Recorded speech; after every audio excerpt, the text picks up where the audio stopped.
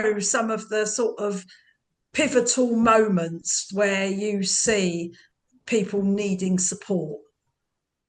100%. I actually talk about earthquake rather than getting on a ship. Oh, And right. Okay. the I like that. the only way I can describe my own experience, and I would imagine a lot of the listeners will actually feel quite familiar with that feeling, is the earthquake just comes in. You don't plan for it. You're not prepared for it. It doesn't matter if you are the lever or the left.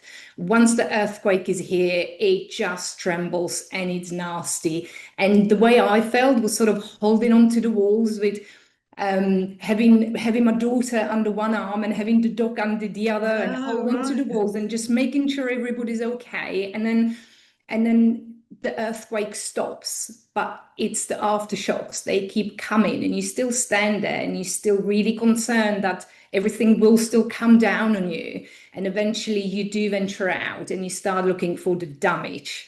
And there is damage, there are holes in the walls, and you need somebody to repair it. And at this stage, you actually don't know where to turn. You think, okay, I will need a lawyer. So you go to a lawyer, but a lawyer opens another 10 cracks because they tell you you need to do this, you need to do that. So it's constant DIY, literally do it yourselves, while you pay a lot of money to other people giving you contradicting advice. And it's learning on the go. I think that is one of the main reasons why I left my corporate life behind and retrained as a divorce coach.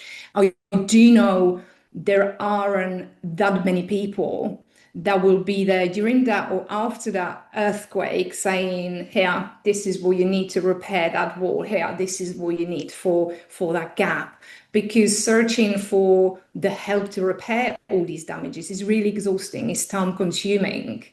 And yeah, it's scary. And who can you trust? And who can you trust? Because your trust has been eroded in this process, and then you've got to rebuild trust in yourself, in your decision making, in the world around you, in the people. Yeah, The it's thing is, very there is no tricky. manual. There is no manual, and there is no such thing as to same divorces. But the help is out there. I feel very passionate about supporting people getting through the process. I think one of the biggest issues is a lot of people tend to go to family solicitors straight away. They are amazing, they need to be there, but they are trained to be detached emotionally because they are only people too, and they need to do their job properly. And it becomes really frustrating to enter a legal system that you, as a fresh, about to be divorcee, you know nothing about. And I refer to the legal language as legalese. Mm-hmm. And I personally always feel like saying to my legal team, can you please speak in English? I don't understand what you're asking me to do. And I had to Google what everything means because it's language you don't come across until you need it to repair the hole in a wall.